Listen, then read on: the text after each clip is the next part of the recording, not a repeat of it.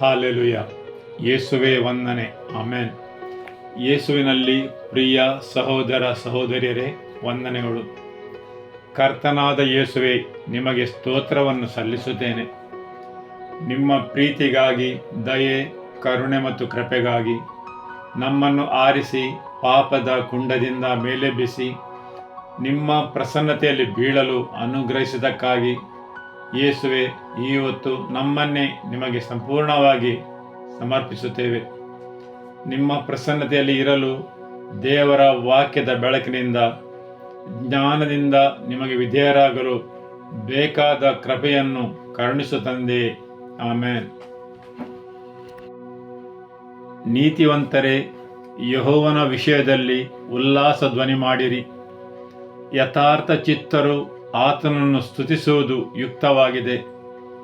ಕಿನ್ನರಿಯನ್ನು ನುಡಿಸುತ್ತಾ ಯೆಹೋವನನ್ನು ಕೊಂಡಾಡಿರಿ.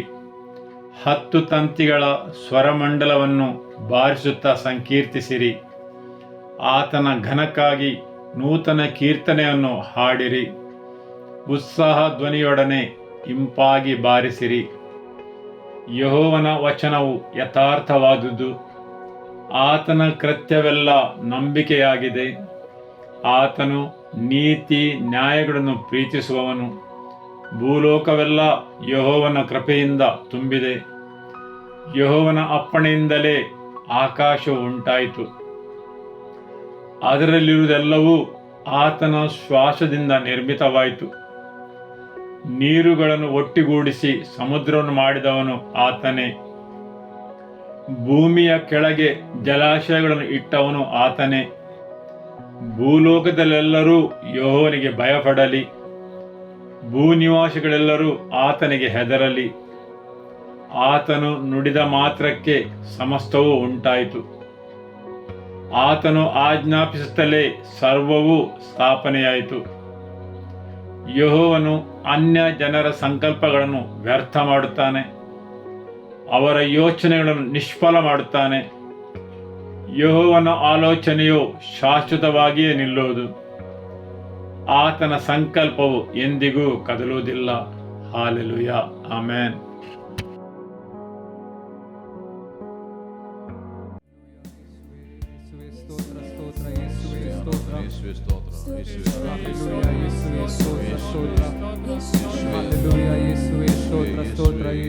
ನಿಮಗೆ ಆರಾಧನೆ. ಯೇಸುವೇ ಸ್ತೋತ್ರ, ಸ್ತೋತ್ರ ಯೇಸುವೇ, ನಿಮಗೆ ಆರಾಧನೆ. ಓ ಯೇಸುವೇ ಸ್ತೋತ್ರ, ಸ್ತೋತ್ರ, ಸ್ತೋತ್ರ ಯೇಸುವೇ. ಯೇಸುವೇ ನಿಮಗೆ ಆರಾಧನೆ. ಯೇಸುವೇ ಸ್ತೋತ್ರ.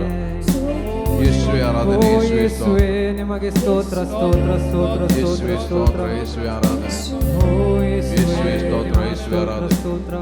ಯೇಸುವೇ ಸ್ತೋತ್ರ, ಯೇಸುವೇ ಆರಾಧನೆ. ಯೇಸುವೇ ಸ್ತೋತ್ರ.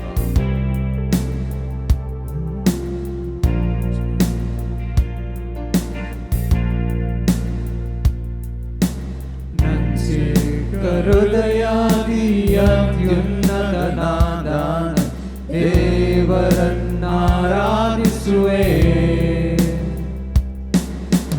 ಒಡೆದ ನನ್ನ ಪಾತ್ರೆಯ ಕುಂಬಾರನ ಬಳಿ ತಂದು ಸರಿ ಮಾಡಲು ಕೋರುವೆ. ನಂಚಿಕ ಹೃದಯಾದಿ ಅತ್ಯುನ್ನತನಾದ ದೇವರನ್ನಾರಾಧಿಸುವೆ.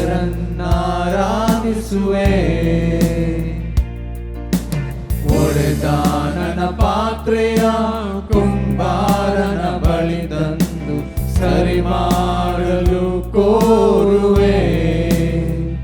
ಹೋಸನ್ನ, ಹೋಸನ್ನ, ಯೆಹೂದ್ಯರ ರಾಜನಿಗೆ. ಹೋಸನ್ನ, ಹೋಸನ್ನ, ಬರಲಿರುವ ನನ್ನ ರಾಜನಿಗೆ. ಮಣ್ಣಿನಿಂದ ತೆಗೆಲ್ಪಟ್ಟೆನು, ಮರಳಿ ಮಣ್ಣಿಗೆ ನಾ ಸೇರುವೆ. ಮಣ್ಣಿನಿಂದ ತೆಗೆಲ್ಪಟ್ಟೆನು, ಮರಳಿ ಮಣ್ಣಿಗೆ ನಾ ಸೇರುವೆ.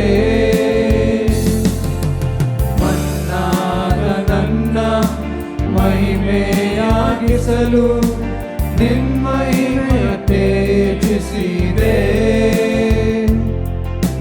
ಮನ್ನಾದ ನನ್ನ ಮಹಿಮೆಯಾಗಿಸಲು ನಿನ್ಮಹಿಮೆಯ ತೇಜಿಸಿದೆ.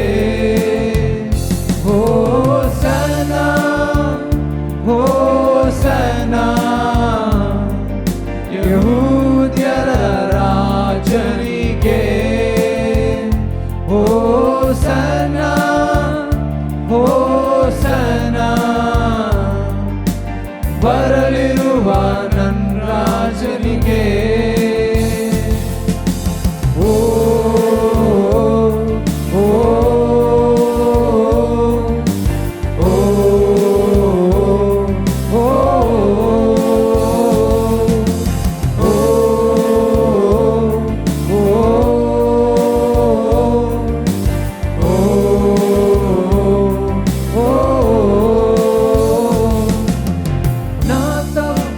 ನಡೆಯುವ ವೇಳೆ ನಿನ್ ಕೃಪೆಯಿಂದ ಸರಿಪಡಿಸಿರುವೆ. ನಾ ತಪ್ಪಿ ನಡೆಯುವ ವೇಳೆ ನಿನ್ ಕೃಪೆಯಿಂದ ಸರಿಪಡಿಸಿರುವೆ. ನನ್ ಕಾಲ ಸ್ಥಿರಪಡಿಸಿ ನಿನ್ನೊಂದಿಗೆ ನಡೆಯಲು ಕೃಪೆ ನೀ ನೀಡಿದೆ. ನನ್ನ ಕಾಲ ಸ್ಥಿರಪಡಿಸಿ ನಿನ್ನೊಂದಿಗೆ ನಡೆಯಲು ಕೃಪೆ ನೀ ನೀಡಿದೆ. ಹೋಸನಾ ಹೋಸನಾ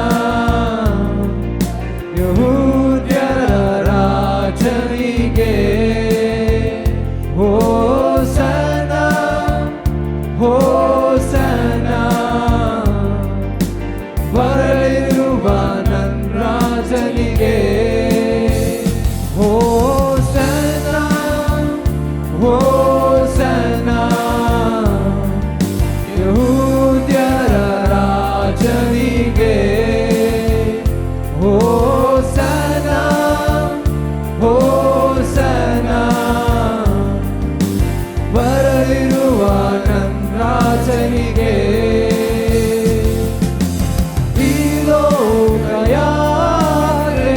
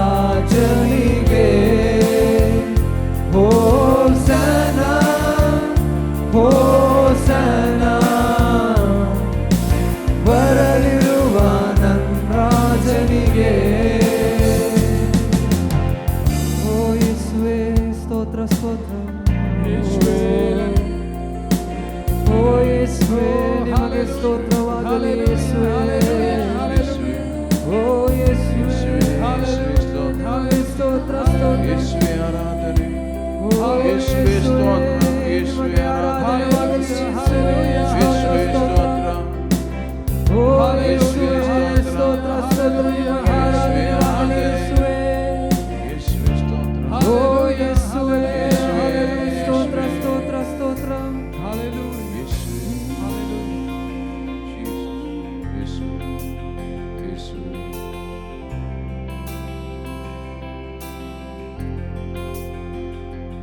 ನನ್ನ ಮನವೇ ನೀನು ಹೆದರದಿರು, ಯೇಸು ನಿನ್ನೊಂದಿಗಿರುವ ಆತ ತೂಕಡಿಸದೆ ನಿದ್ರಿಸದೆ ಸದಾ ನಿನ್ನನ್ನು ಕಾಯುವನು. ನನ್ನ ಮನವೇ ನೀನು ಹೆದರದಿರು, ಯೇಸು ನಿನ್ನೊಂದಿಗಿರುವ ಆತ ತೂಕಡಿಸದೆ ನಿದ್ರಿಸದೆ ಸದಾ ನಿನ್ನನ್ನು ಕಾಯುವನು. ಭ್ರಮೆ ಬೇಡ, ಭಯಪಡಬೇಡ, ಎಂದೆಂದು ಆತ ನಿನ್ನ ಜೊತೆಗಿರುವ ತನ್ನ ಧರ್ಮದ ಬಲಗೈಯ ನೀಡಿ ಆತ ಸದಾ ನಿನ್ನ ಸಹಾಯಕ್ಕಿರುವನು. ನನ್ನ ಮನವೇ ನೀನು ಹೆದರದಿರು, ಯೇಸು ನಿನ್ನೊಂದಿಗಿರುವ ಆತ ತೂಕಡಿಸದೆ ನಿದ್ರಿಸದೆ ಸದಾ ನಿನ್ನನ್ನು ಕಾಯುವನು. ನನ್ನ ಮನವೇ ನೀನು ಹೆದರದಿರು, ಯೇಸು ನಿನ್ನೊಂದಿಗಿರುವ ಆತ ತೂಕಡಿಸದೆ ನಿದ್ರಿಸದೆ ಸದಾ ನಿನ್ನನ್ನು ಕಾಯುವನು. ಕಾರ್ಗತ್ತಲಿನ ಕಣಿವೆಯಲ್ಲಿ ನಡೆವಾಗ ಆತ ನಿನ್ನ ಜೊತೆಗಿರುವ ಆತನ ದೊಣ್ಣೆಯು ಕೋಲು ನಿನಗೆ ಧೈರ್ಯವ ನೀಡಿ ಮುಂದೆ ನಡೆಸುವನು. ನನ್ನ ಮನವೇ ನೀನು ಹೆದರದಿರು, ಯೇಸು ನಿನ್ನೊಂದಿಗಿರುವ ಆತ ತೂಕಡಿಸದೆ ನಿದ್ರಿಸದೆ ಸದಾ ನಿನ್ನನ್ನು ಕಾಯುವನು.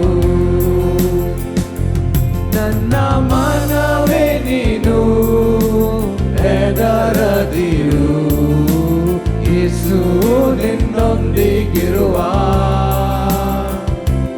ಆತ ತೂಕಡಿಸದೆ ನಿದ್ರಿಸದೆ ಸದಾ ನಿನ್ನನ್ನು ಕಾಯುವನು. ನಿನ್ನೆಲ್ಲ ರೋಗ ಬಾಧೆಯಿಂದ ಮರಣಕರ ವ್ಯಾಧಿಯಿಂದಲೂ ತಪ್ಪಿಸಿ ನಿನ್ನನ್ನು ಕಾಯುವನು.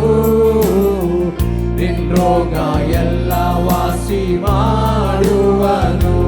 ನನ್ನ ಮನವೇ ನೀನು ಹೆದರದಿರು, ಯೇಸು ನಿನ್ನೊಂದಿಗಿರುವ ಆತ ತೂಕಡಿಸದೆ ನಿದ್ರಿಸದೆ ಸದಾ ನಿನ್ನನ್ನು ಕಾಯುವನು. ನನ್ನ ಮನವೇ ನೀನು ಹೆದರದಿರು, ಯೇಸು ನಿನ್ನೊಂದಿಗಿರುವ ಆತ ತೂಕಡಿಸದೆ ನಿದ್ರಿಸದೆ ಸದಾ ನಿನ್ನನ್ನು ಕಾಯುವನು. ಸಮಸ್ತ ರೋಗ ಬಾಧೆಯಿಂದ ಮರಣಕರ ವ್ಯಾಧಿಯಿಂದಲೂ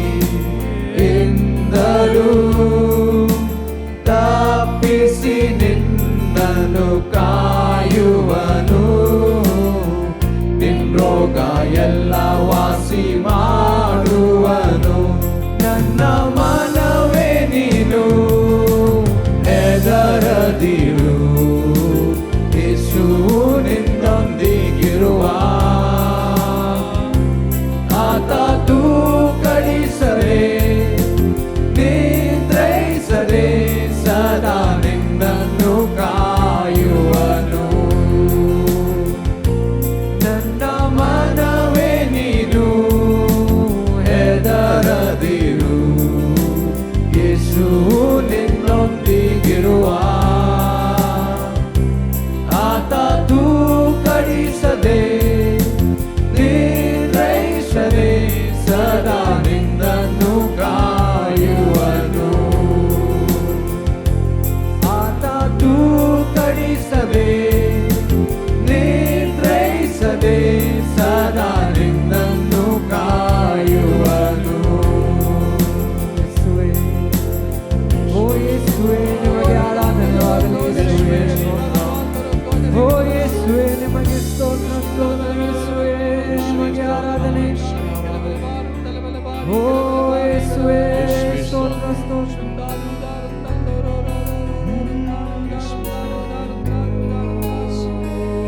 ಯೇಸುವೇ, ನಿಮಗೆ ಸ್ತೋತ್ರ. ಓ ಯೇಸುವೇ, ನಿಮಗೆ ಸ್ತೋತ್ರವಾಗಲಿ.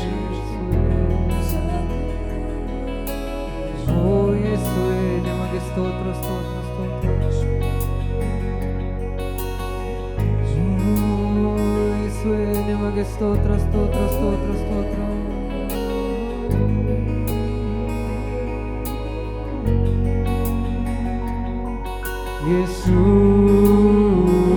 ಯೇಸುವಾ,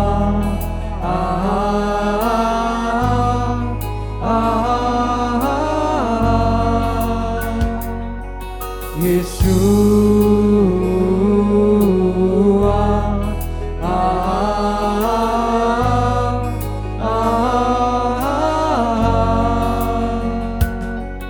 ಯೇಸುವಾ,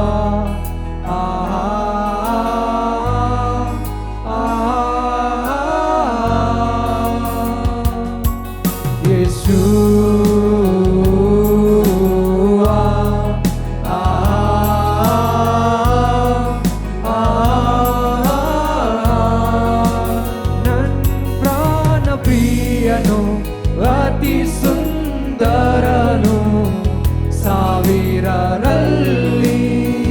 ಸಾವಿರರಲ್ಲಿ.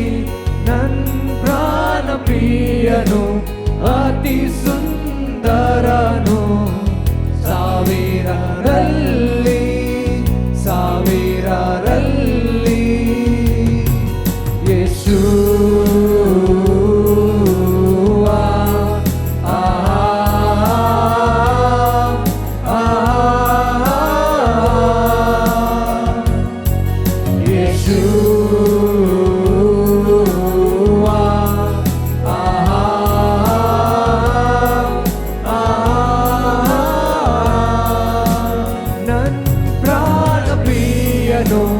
ಅತಿ ಸುಂದರನು ಸಾವಿರರಲ್ಲಿ ಸಾವಿರರಲ್ಲಿ. ನನ್ನ ಪ್ರಾಣ ಪ್ರಿಯನು ಅತಿ ಸುಂದರನು ಸಾವಿರರಲ್ಲಿ ಸಾವಿರರಲ್ಲಿ. ಯೇಸು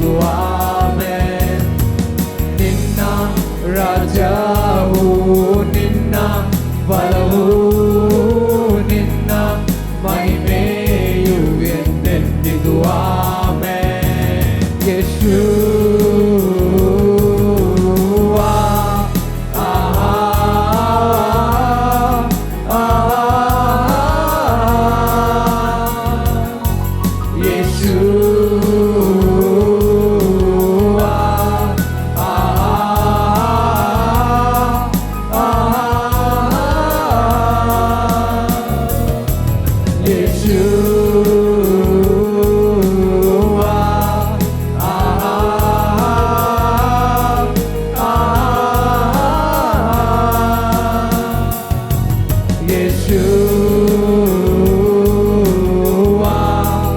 ಆಹಾ ಆಹಾ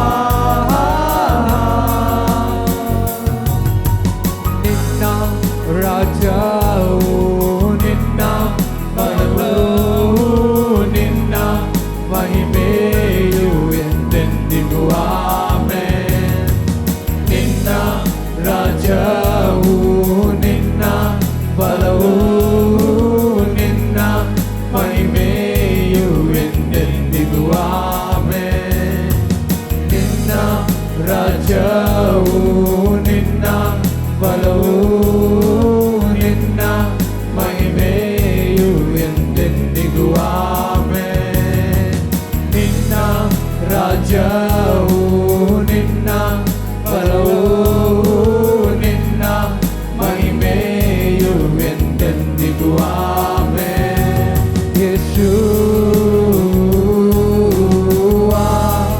ಆಹಾ ಆಹಾ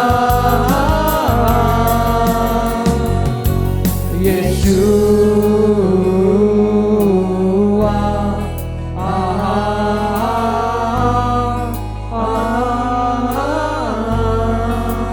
ನನ್ ಪ್ರಾಣ ಪ್ರಿಯನು ಅತಿ ಸುಂದರನು ಸಾವಿರರಲ್ಲಿ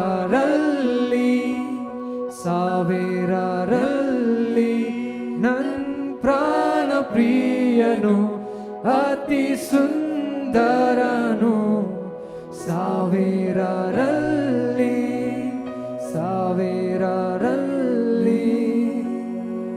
ಯೇಸುವಾ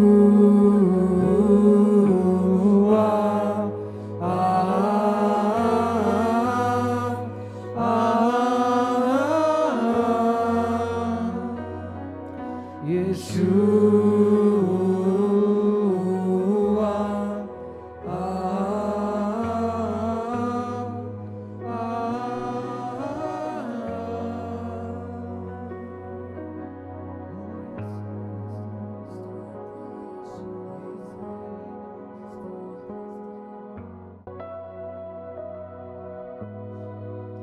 ಯೇಸುವೆ ವಂದನೆ, ಆರಾಧನೆ, ಮಹಿಮೆ. ಕರ್ತನಾದ ಯೇಸುವೆ ನಿಮಗೆ ಸ್ತೋತ್ರ. Hallelujah, amen. ದೇವರ ವಾಕ್ಯ ಯೆಹೋಶುವ ಅಧ್ಯಾಯ 3 ವಾಕ್ಯ 5. ಇದಲ್ಲದೆ ಯೆಹೋಶುವನು ಜನರಿಗೆ, ನಿಮ್ಮನ್ನು ಶುದ್ಧ ಮಾಡಿಕೊಳ್ಳಿರಿ, ಯೆಹೋವನು ನಾಳೆ ನಿಮ್ಮ ಮಧ್ಯದಲ್ಲಿ ಅದ್ಭುತಗಳನ್ನು ನಡೆಸುವನು. ಆಮೆನ್. ಅದ್ಭುತಗಳನ್ನು, ಹೌದು, ಅದ್ಭುತಗಳನ್ನು. ಅದರ ಮೇಲೆ ಏನಾಯಿತು? ಇಸ್ರಾಯೇಲರು ಯೋರ್ದನ್ ನದಿಯನ್ನು ದಾಟಿದರು, ಅದು ತುಂಬು ಹರಿಯುವ ನದಿಯನ್ನು. ಹಾಲೆಲೂಯ. ಆದರೆ ಅಲ್ಲಿಗೆ ಮುಗಿಯಲಿಲ್ಲ. ಅವರು ಯೆರಿಕೋ ದೇಶವನ್ನು ಜಯಿಸಿದರು. ಹಾಲೆಲೂಯ. ಇದೆಲ್ಲವೂ ನಿಜವಾದ ಘಟನೆಗಳ ಅಥವಾ ಇವೆಲ್ಲವುಗಳು ಕಥೆಗಳು? ಇದೆಲ್ಲವೂ ನಿಜವಾದ ಘಟನೆಗಳು. ಆಮೆನ್. ದೇವರು ಅವರ ಮುಂದುಗಡೆಯಿಂದ ಹೋದರು ಮತ್ತು ಅವರಿಗೆ ಮಹತ್ವದ ತಿರುವುಗಳನ್ನು ನೀಡಿದರು. ಹಾಲೆಲೂಯ. ಯೆಹೋಶುವ ಅಧ್ಯಾಯ 3 ವಾಕ್ಯ 10. ಜೀವ ಸ್ವರೂಪನಾದ ದೇವರು ನಿಮ್ಮ ಮಧ್ಯದಲ್ಲಿ ಇದ್ದಾನೆಂದು ಆತನು ಕಾನಾನ್ಯರನ್ನು, ಹಿತ್ತಿಯರನ್ನು, ಹಿವಿಯರನ್ನು, ಫೆರಿಜಿಯರನ್ನು, ಗಿರ್ಗಾಷಿಯರನ್ನು, ಅಮೋರಿಯರನ್ನು, ಯೆಬೂಸಿಯರನ್ನು ನಿಮ್ಮ ಮುಂದೆ ಓಡಿಸಿ ಬಿಡುವೆನೆಂದು ನಿಮಗೆ ಗೊತ್ತಾಗುವುದು. ಆಮೆನ್. ಈ ವಾಕ್ಯದ ವಿಶೇಷವೇನೆಂದರೆ ದೇವರ ವಾಗ್ದಾನ. ಅದೇನೆಂದರೆ ದೇವರು ಹೇಳುತ್ತಾರೆ, ಜೀವ ಸ್ವರೂಪನಾದ ದೇವರು ನಿಮ್ಮ ಮಧ್ಯದಲ್ಲಿ ಇರುತ್ತಾನೆಂಬುದು. ಆತನು ತಪ್ಪದೆ ಅವರನ್ನು ನಿಮ್ಮ ಮಧ್ಯೆಯಿಂದ ಓಡಿಸುತ್ತಾನೆ. ಹೌದು, ಆತನು ತಪ್ಪದೆ ಅವರನ್ನು ನಿಮ್ಮ ಮಧ್ಯೆಯಿಂದ ಓಡಿಸುತ್ತಾನೆ. ಹಾಲೆಲೂಯ. ನಿಮ್ಮ ಮುಂದೆ ಇದ್ದ ಎಲ್ಲ ರಾಕ್ಷಸರನ್ನು ಅವರು ಓಡಿಸುತ್ತಾರೆ.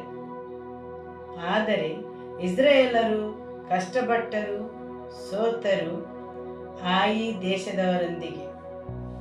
ಆಮೆನ್. ಯೆಹೋಶುವ ಅಧ್ಯಾಯ 7 ವಾಕ್ಯ 6.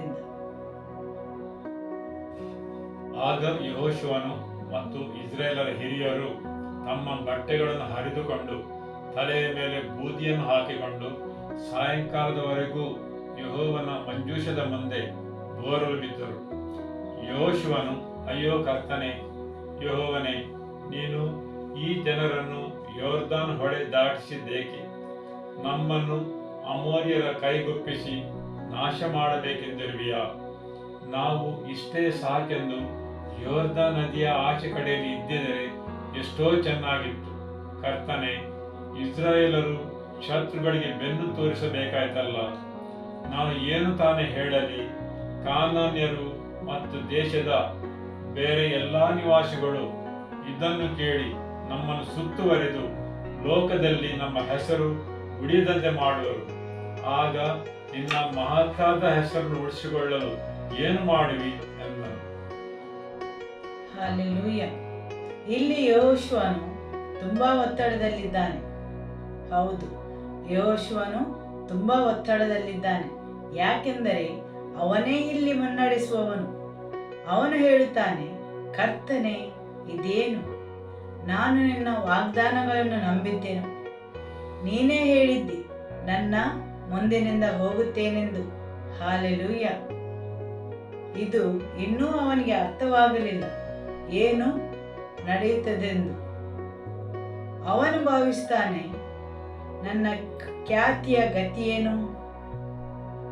ಅವನು ದೇವರಿಗೆ ಹೇಳುತ್ತಾನೆ, ದೇವರೇ, ನೀವು ಹೇಳಿದ್ದೀರಿ, ನೀವಿದ್ದೀರೆಂದು.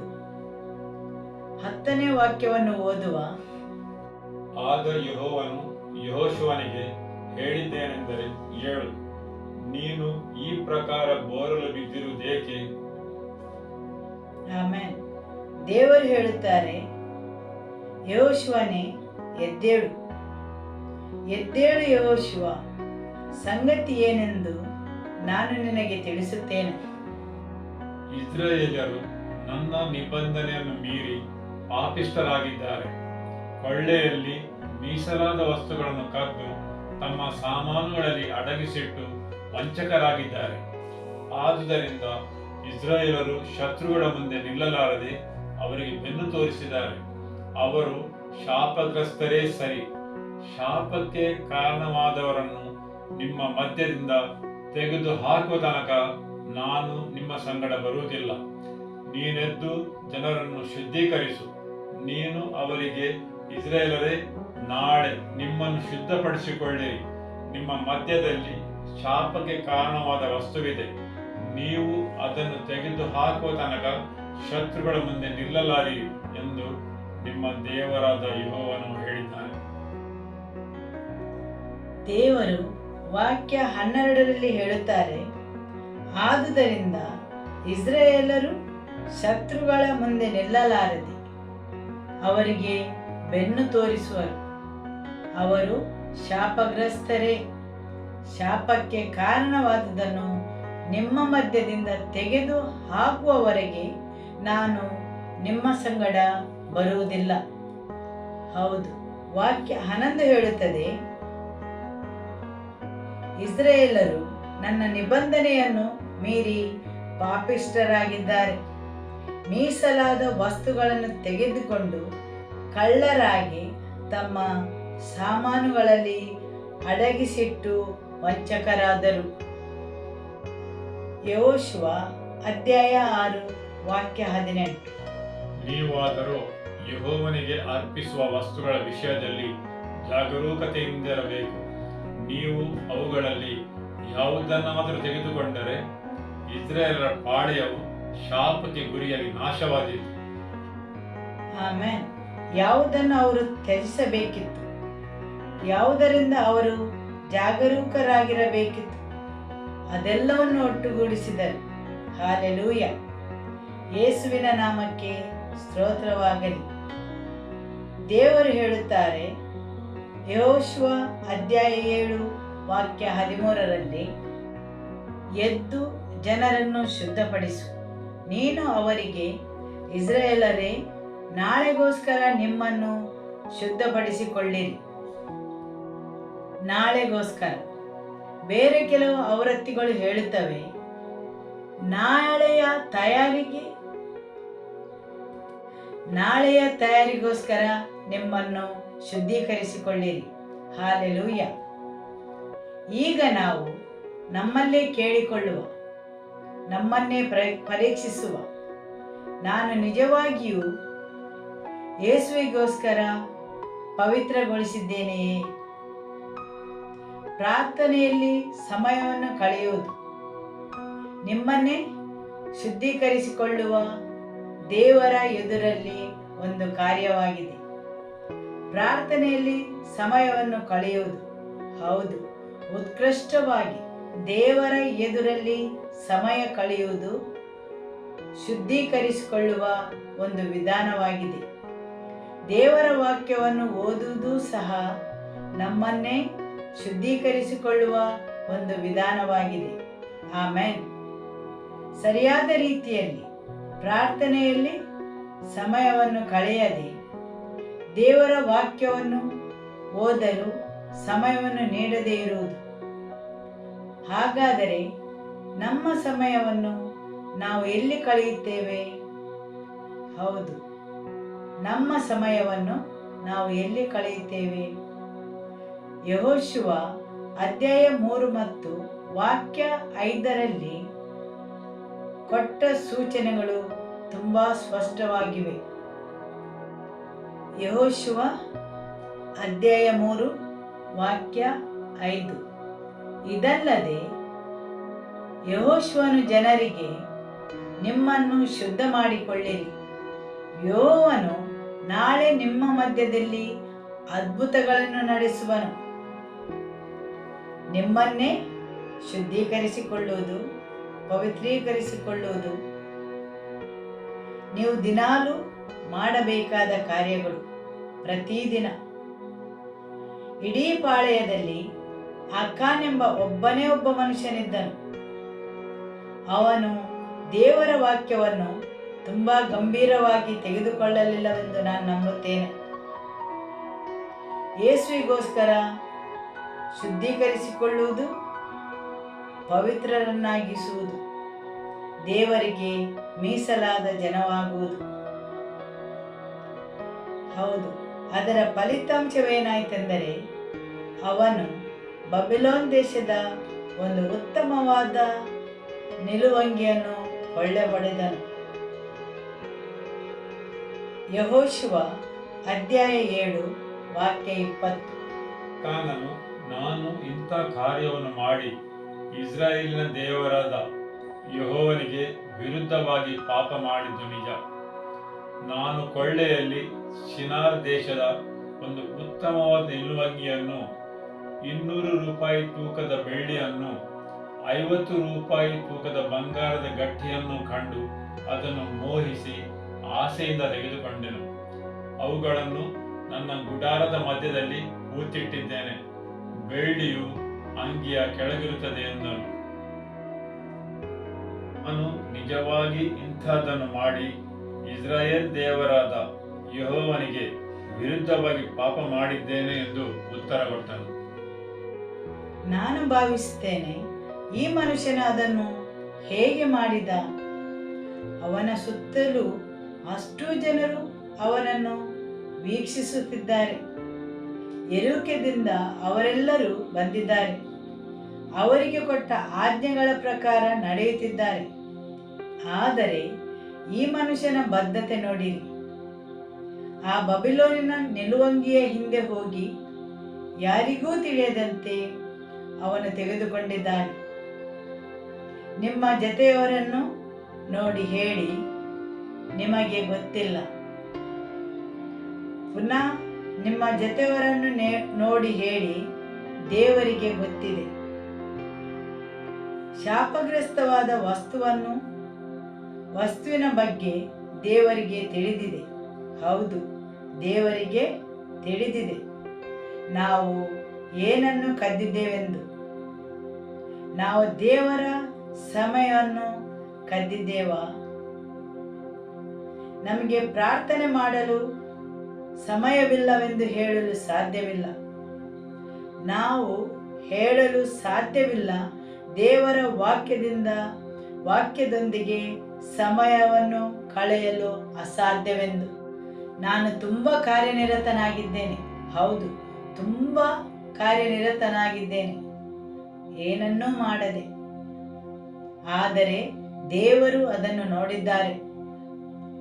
ಯೆಹೋಶುವನು ನೋಡಲಿಲ್ಲ ಆಕಾನನು ತೆಗೆದುಕೊಂಡ ಆ ಬಬಿಲೋನಿನ ನಿಲುವಂಗಿಯನ್ನು, ಮತ್ತು ಯೆಹೋಶುವನು ನೋಡಲಿಲ್ಲ ಆಕಾನನು ತೆಗೆದುಕೊಂಡ ಬೆಳ್ಳಿ ಬಂಗಾರವನ್ನು. ಯಾವುದು? ಅದು ದೇವರದ್ದಾಗಿತ್ತು. ದೇವರ ವಾಕ್ಯವು ಸ್ಪಷ್ಟವಾಗಿ ಹೇಳುತ್ತದೆ, ಬೆಳ್ಳಿ, ಬಂಗಾರ, ಹಿತ್ತಾಳೆ ಮತ್ತು ಕಬ್ಬಿಣದ ಪಾತ್ರೆಗಳು ದೇವರಿಗೆ ಸಮರ್ಪಿತವಾಗಿವೆ. ಅವುಗಳು ದೇವರ ಖಜಾನೆಗೆ ಬರಬೇಕು. ಅವುಗಳು ಶಾಪಗ್ರಸ್ತ ವಸ್ತುಗಳು ಮಾತ್ರವಲ್ಲ, ಕದ್ದವುಗಳು ಮತ್ತು ವಂಚಿಸಿದವುಗಳು.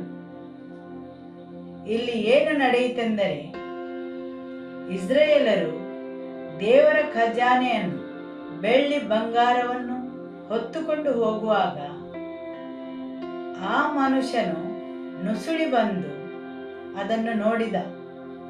ಹಾಗೂ ಅದನ್ನು ಹೊತ್ತುಕೊಂಡು ಹೋಗುವ ಆ ವ್ಯಕ್ತಿಯ ಹೆಗಲಿಗೆ ಕೈ ಹಾಕಿ ಮಾತಾಡಿ ಅವನ ಗಮನವನ್ನು ಬೇರೆಡೆಗೆ ಸೆಳೆದು ಚಿನ್ನವನ್ನು ಲಪಟಾಯಿಸಿದ. ಅದು ಎಷ್ಟೆಂದರೆ 50 ಸೆಕೆಲ್. ಅದರ ಮೌಲ್ಯ ಎಷ್ಟೆಂದು ನನಗೆ ತಿಳಿದಿಲ್ಲ. ಆದರೆ ಅವನು ಅದನ್ನು ತೆಗೆದುಕೊಂಡ. ನಾನು ಭಾವಿಸ್ತೇನೆ ಅವನೊಬ್ಬ ಖ್ಯಾತಿವೆತ್ತ ವ್ಯಕ್ತಿಯಾಗಿರಬಹುದು. ಆದುದರಿಂದ ಅವನು ಮಾತಾಡುವಾಗ ಅವರು ಒಳ್ಳೆಯ ರೀತಿಯಲ್ಲಿ ಪ್ರತಿಕ್ರಿಯಿಸಿದರು, ಒಬ್ಬ ಮಿತ್ರನಂತೆ. ಆದರೆ ಅವನು ನುಸುಳಿದ, ಕದ್ದ ಮತ್ತು ಅವನು ಮೋಸ ಮಾಡಿದ. ಅವನು ಭಾವಿಸಿದ ಅದೆಲ್ಲ ಪರವಾಗಿಲ್ಲ, ಎಲ್ಲವೂ ಸರಿ ಹೋಗ್ತದೆ ಎಂದು. ನಾನೀಗ ಎಷ್ಟು ದೊಡ್ಡ ಶ್ರೀಮಂತನಾದೆ. ಆದರೆ ದೇವರು ಇದೆಲ್ಲವನ್ನು ನೋಡಿದರು. ನಿಮ್ಮ ಪ್ಯಾಸ್ಟರ್ ನೋಡಲಿಕ್ಕಿಲ್ಲ, ನಿಮ್ಮ ಜೊತೆಗಿದ್ದವರು ಆಪ್ತಮಿತ್ರರೂ ನೋಡಲಿಕ್ಕಿಲ್ಲ.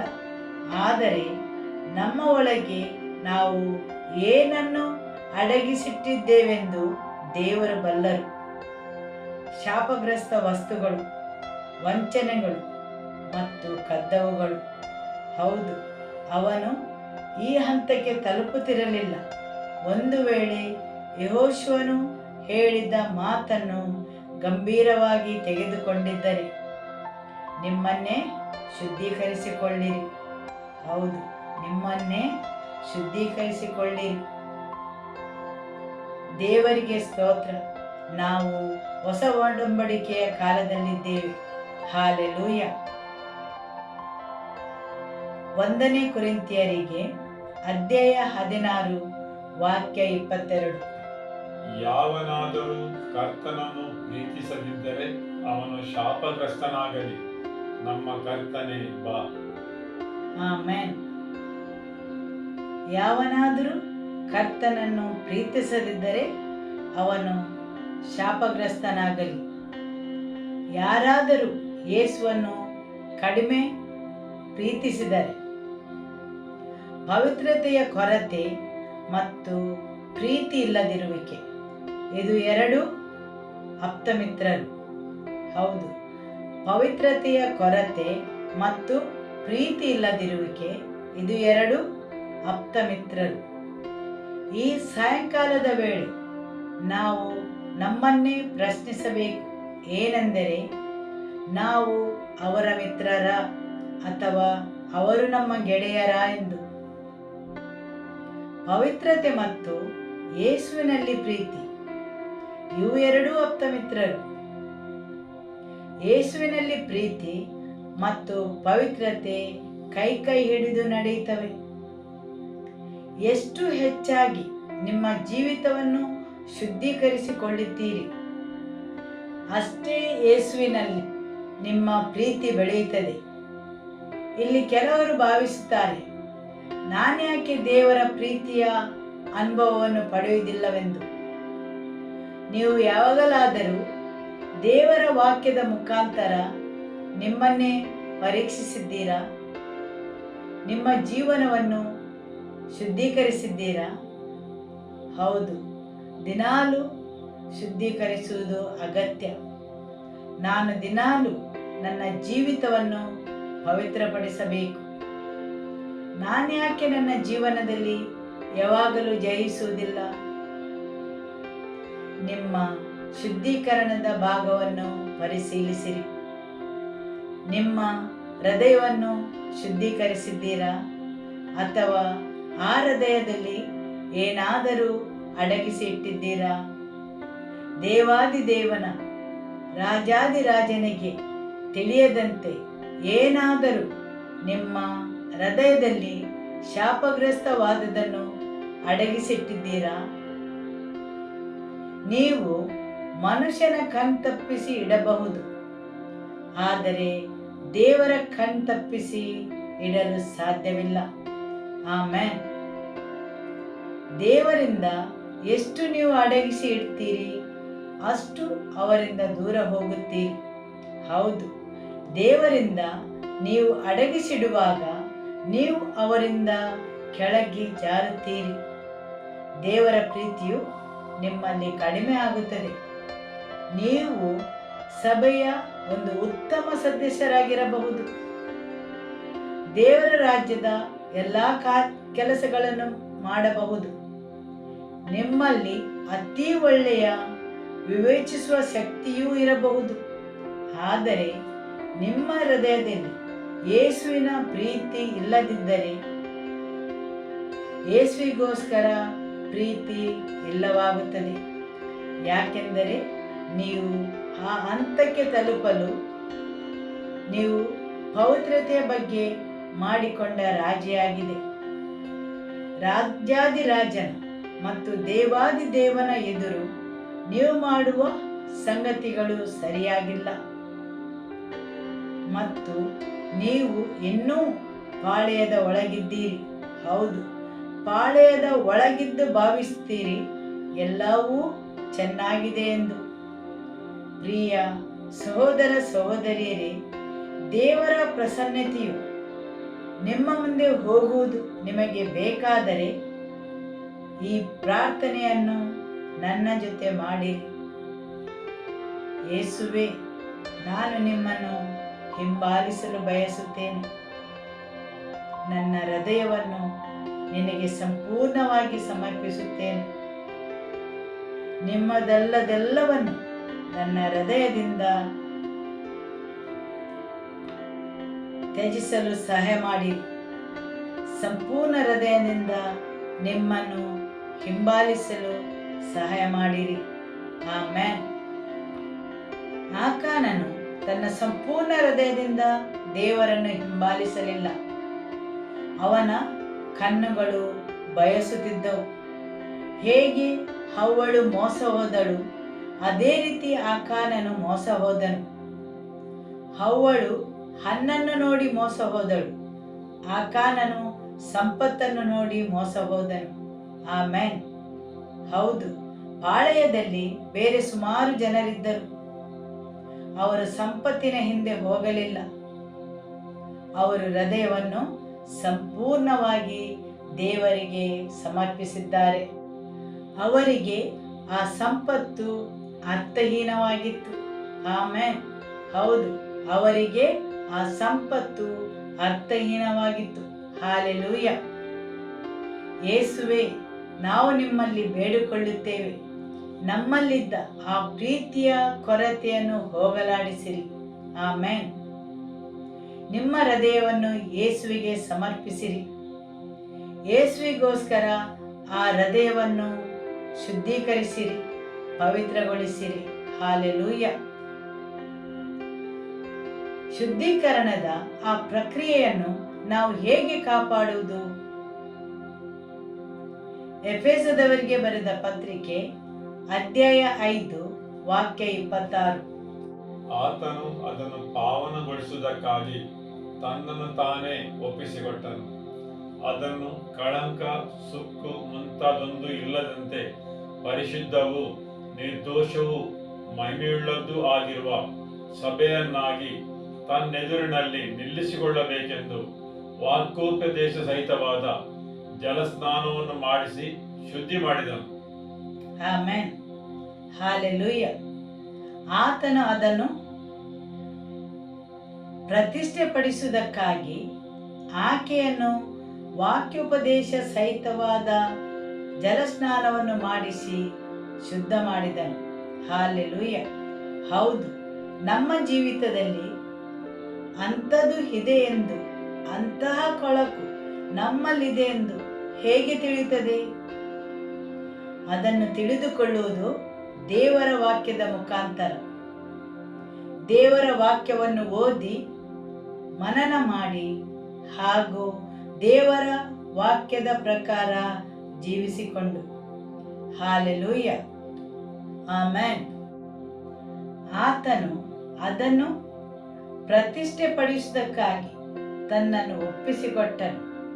ಅದನ್ನು ಕಳಂಕ, ಸುಕ್ಕು ಮುಂತಾದೊಂದು ಇಲ್ಲದ ಕನ್ನಿಕೆಯೋ ಎಂಬಂತೆ ಪರಿಶುದ್ಧವೂ ನಿರ್ದೋಷವೂ ಮಹಿಮೆಯುಳ್ಳದ್ದೂ ಆಗಿರುವ ಸಭೆಯನ್ನಾಗಿ ತನ್ನೆದುರಿನಲ್ಲಿ ನಿಲ್ಲಿಸಿಕೊಳ್ಳಬೇಕೆಂದು ವಾಕ್ಯೋಪದೇಶ ಸಹಿತವಾದ ಜಲಸ್ನಾನವನ್ನು ಮಾಡಿಸಿ ಶುದ್ಧ ಮಾಡಿದನು.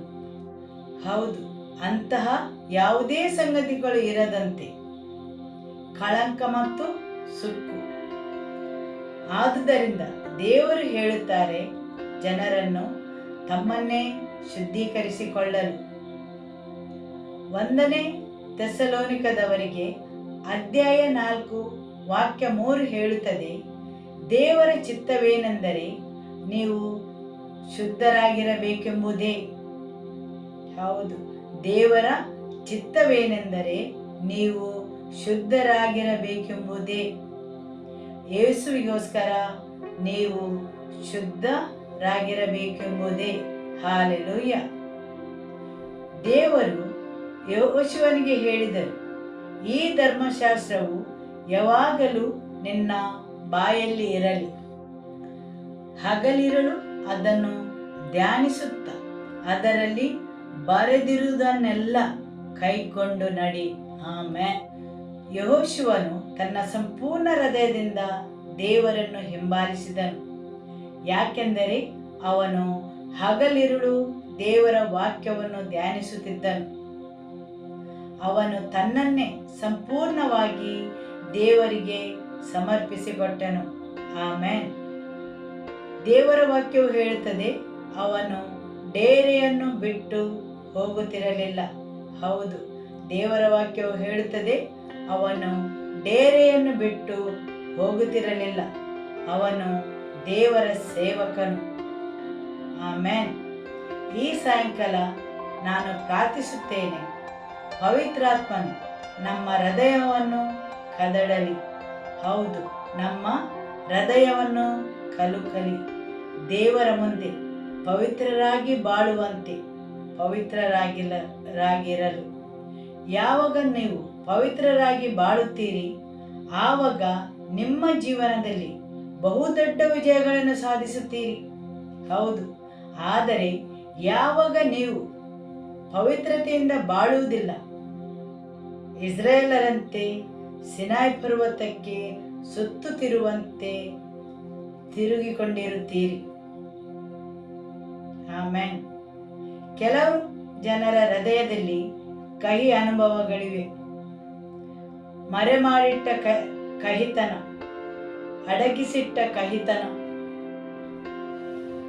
ಕ್ಷಮಿಸದಿರುವಿಕೆ ಬಬಿಲೋನಿನ ನಿಲುವಂಗಿಯಂತೆ ಅದು ಅವರಿಗೆ ತುಂಬ ಬೆಲೆ ಬಾಳುವುದಾಗಿದೆ.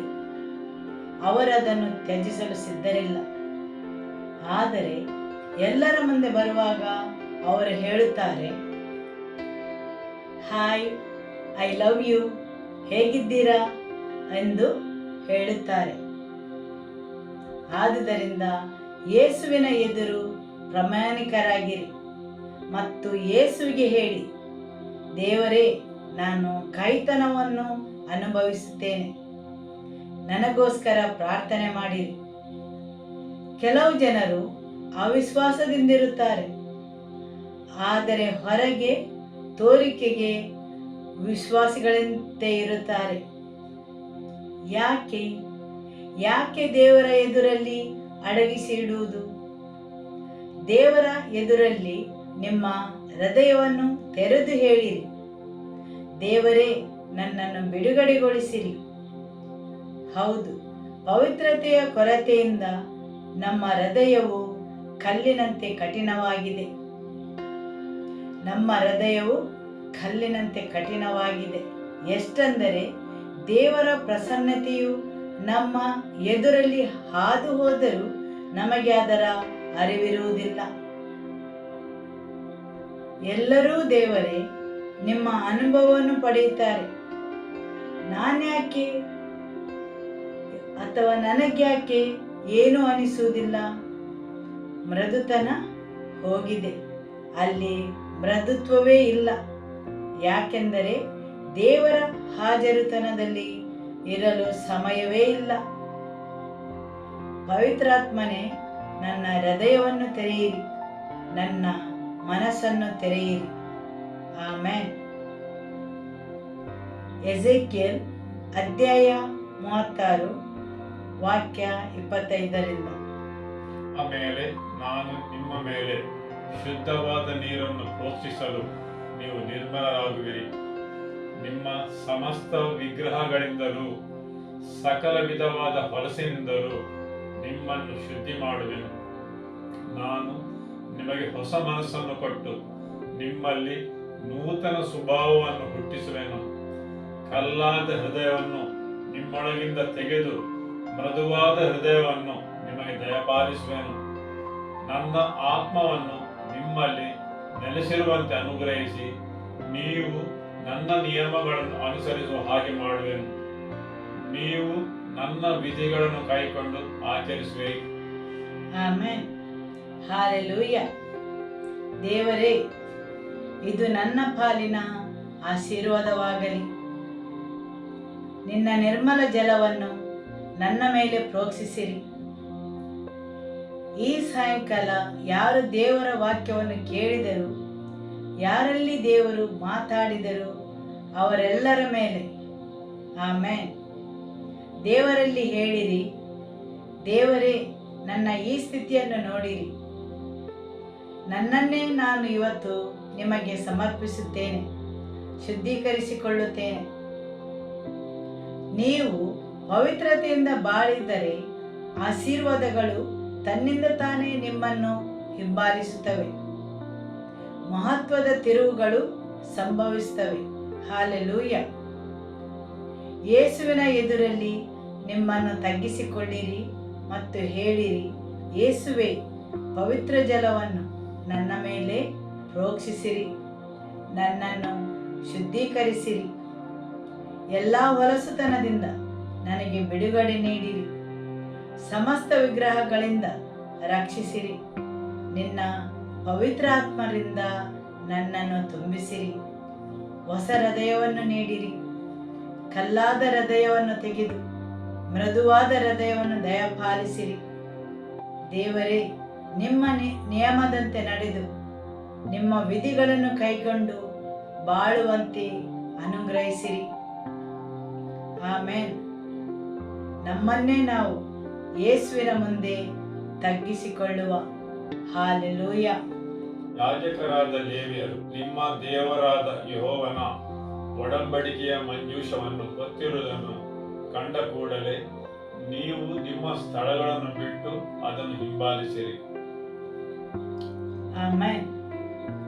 ಯಾಜಕರಾದ ಲೇವಿಯರು ನಿಮ್ಮ ದೇವರಾದ ಯೆಹೋವನ ಒಡಂಬಡಿಕೆಯ ಮಂಜೂಷ ಹೊತ್ತಿರುವುದನ್ನು ಕಂಡ ಕೂಡಲೇ ನೀವು ನಿಮ್ಮ ಸ್ಥಳವನ್ನು ಬಿಟ್ಟು ಅವನ ಹಿಂದೆ ಹೋಗಿರಿ. ದೇವರು ತನ್ನ ಸೇವಕನ ಮುಖಾಂತರ ತನ್ನ ವಾಕ್ಯವನ್ನು ಕಳುಹಿಸುತ್ತಾನೆ. ನಾವೀಗ 4ನೇ ವಾಕ್ಯವನ್ನು ಓದುವ.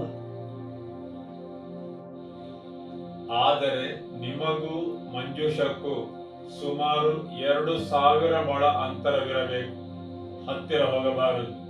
ಹೀಗೆ ನೀವು ಹೋಗಬೇಕಾದ ಮಾರ್ಗವು ನಿಮಗೆ ಗೊತ್ತಾಗುವುದು, ಏಕೆಂದರೆ ನೀವು ಆ ಮಾರ್ಗವಾಗಿ ಇಲ್ಲಿಯವರೆಗೆ ಪ್ರಯಾಣ ಮಾಡಿರುವುದಿಲ್ಲ ಅಂದರು. ಆಮೆನ್. ಹಾಲೆಲೂಯ. ಆದರೆ ನಿಮಗೂ ಮಂಜೂಷಕ್ಕೂ ಸುಮಾರು 2000 ಮೊಳ ಅಂತರವಿರಬೇಕು, ಹತ್ತಿರ ಹೋಗಬಾರದು. ದೇವರು ಇಲ್ಲಿ ತುಂಬಾ ಆಳವಾದ ವಿಷಯವನ್ನು ತಿಳಿಸುತ್ತಾರೆ. ಹೀಗೆ ನೀವು ಹೋಗತಕ್ಕ ಮಾರ್ಗವು ನಿಮಗೆ ಗೊತ್ತಾಗುವುದು. ಹಾಲೆಲೂಯ. ಆ ಮಾರ್ಗದಲ್ಲಿ ನೀವು ಮುಂಚೆ ಬರಲಿಲ್ಲವಲ್ಲ ಅಂದರು. ನಿಮ್ಮ ಜತೆಯವರನ್ನು ನೋಡಿ ಹೇಳಿರಿ, ನೀವು ನಿಮ್ಮ ನಾಳೆಯನ್ನು ನೋಡಲಿಲ್ಲ. ಇಲ್ಲಿ ಯಾರಾದರೂ ತಮ್ಮ ನಾಳೆಯನ್ನು ನೋಡಿದ್ದೀರಾ? ನಾನಂತೂ ನನ್ನ ನಾಳೆಯನ್ನು ನೋಡಲಿಲ್ಲ. ಹಾಲೆಲೂಯ.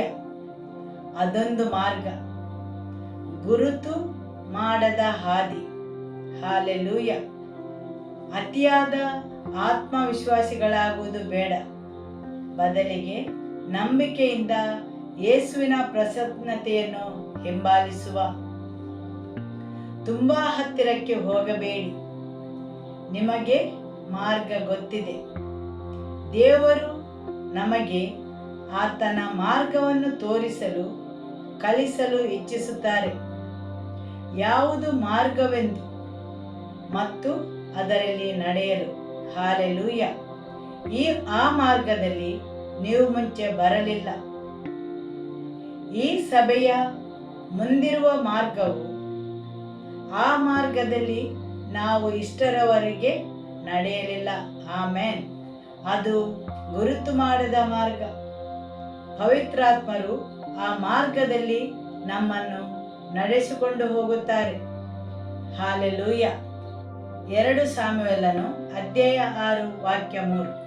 ಅವರು ದೇವರ ಮಂಜೂಷವನ್ನು ಗುಡ್ಡದ ಮೇಲಿರುವ ಅಭಿನಾದವನ ಮನೆಯಿಂದ ಹೊರಗೆ ತಂದು ಅದನ್ನು ಒಂದು ಹೊಸ ಬಂಡೆಯ ಮೇಲೆ ಏರಿಸಿದರು.